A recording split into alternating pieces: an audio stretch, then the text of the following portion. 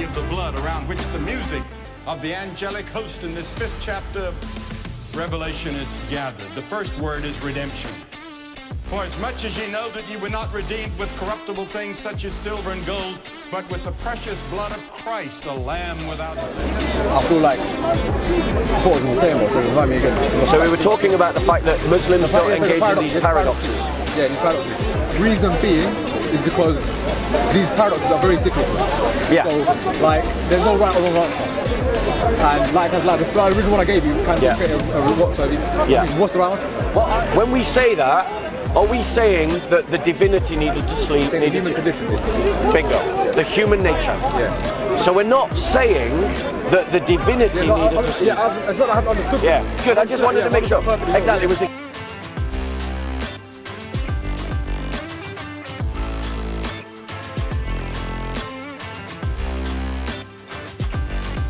the veil and light, limiting the divine attribute of God's glory.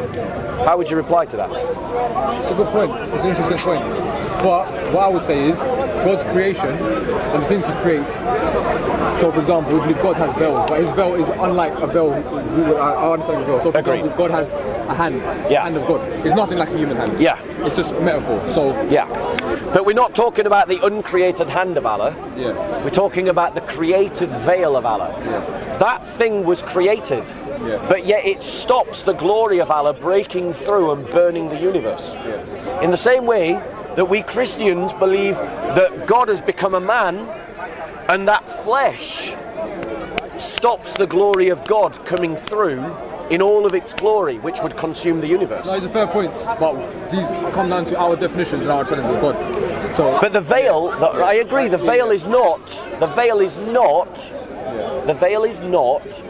like any other veil in creation. But it is a created veil. And then it comes back to this logical non sequitur, which is to say, how can Allah create a veil that's so big that it covers him?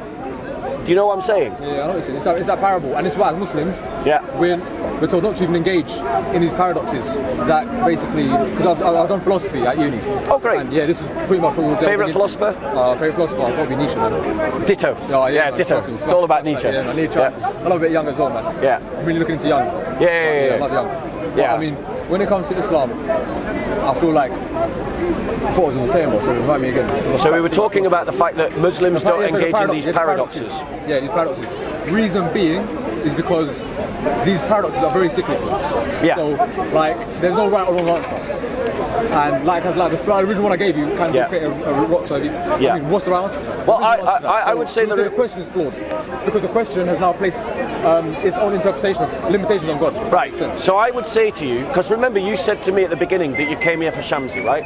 No. Oh no, you were listening to Shamsi or you heard Shamsi. No? Have I misunderstood? Maybe I misunderstood. I was doing okay, I misheard you, sorry. I'm not a big Shamsi fan. Yeah, Shamsi Gonzalez, he's kind of like in a cult of 1 and 12 people that follow him around the corner. You know? But the super Salafis. He's a good brother. The super Salafis. So my point to you is is that as Christians, right, there is this right answer. You know, God can become a man. Yeah. He can take to himself a human nature. And that human nature does not change his divinity. It is not to be confused with his divinity, and it isn't mingled with his divinity. But God can act as a man.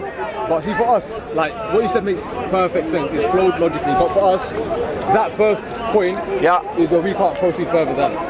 Where you say God is a man, for us that's where it ends. And I'm saying, but you've got no logical reason not to. Fair enough. If that's what you believe, no problem. But we believe Allah is one, and that's that. Yeah. So we also believe God is one. But in the sense of everything that follows, him being a man, etc., human attributes, having to sleep, because in the Quran, that same surah I showed you in class, it says slumber never affects him. So God is not affected by sleep. Now let's just see if you truly understood what I said. Because if you understood what I said, you'll be able to answer this question. Yeah. Right? And don't worry, this is not a gotcha moment. Yeah. Not trying to catch you out or embarrass you. Just imagine it like an exam at the end of a lecture. Yeah. You're right. We believe that Jesus Christ needed to sleep, needed to eat, needed to go to the toilet. Yeah. When we say that, Are we saying that the divinity needed to sleep? Saying the Needed human to, condition did. bingo. The human nature. Yeah. So we're not saying that the divinity needed to sleep. Yeah, it's not that I haven't understood. Yeah, good. I just wanted to make sure. Exactly, it was the human nature. You're saying that Jesus was not a victim, but he was had to play the position of his circumstances. He took, human being. He took upon his human. He became like us in every way. You have to match his environment. Yeah, the scriptures say that he became like us in every condition apart from sin. Okay, fair enough. So that's what it is with Muslims. We wouldn't believe that. Yeah, that's where it comes down to. Ahmed, it was really lovely talking to you. Man. Really pleasure. I'll see you soon, man. Have you got a Bible? I haven't got a Bible. I would like to give you a gift then. You were really pleasant. You're a really lovely bloke. So I give everybody. I give everybody. I give out presents. I'm gonna look you to every person. Get my present. There you go. Now. You what? I'll leave you to Shamsi now. Shamsi runs away. Oh, no, I tried to debate him today. He walked off. Didn't you see it? I didn't see it. That's my second week here, man. I present money. Ahmed, come and talk to us again if you want to. I'm down, man. But yeah, whenever I challenge Shamsi, he always runs. Always What about runs. Mohammed Hijab? I used to watch his videos quite. If Mohammed Hijab wants to talk to me, he can always come and talk Where to is me. he? I haven't seen him in a while. I know I haven't seen Ali Dawah either because he punched somebody a couple of weeks ago. Oh, did he? Yeah, and I think he's either got busted or he's... Oh, he got nicked? I don't know, but guy. he punched someone in the face. Oh, no way. Deserves it, Poor guy. you know? Poor guy. Oh, mate. You don't say poor guy to someone who punches. Anyway, Ahmed, have a read of that. I will do. Write down your questions. Yeah. Come and grab us again. Really lovely talking to you. I mean, you're going to really just break your heart, man. My best mate. Yeah. His mum's a Jehovah's Witness, but he took his heart the last month. Bro, I'm going to break your heart. I'm going to break your heart. Go for it. I'm going to break your heart because just 2 weeks ago, no, actually today, in my church, there's a woman who's come from Saudi Arabia. No way. And she's come to my church to learn about the Christian faith. She wants to become a Christian. All the best. Yeah, God bless. Muslim.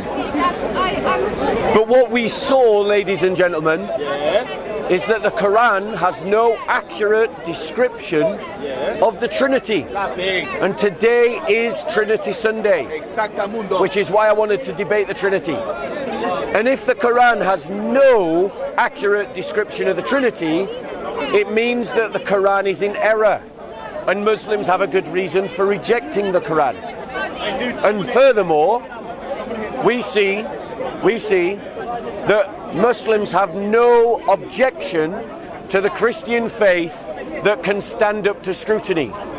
All of their arguments are based on not only a lack of understanding of our religion, but also a lack of understanding of their religious texts. They condemn us for saying that Jesus took the sins of the world, and yet the hadiths have the same concept.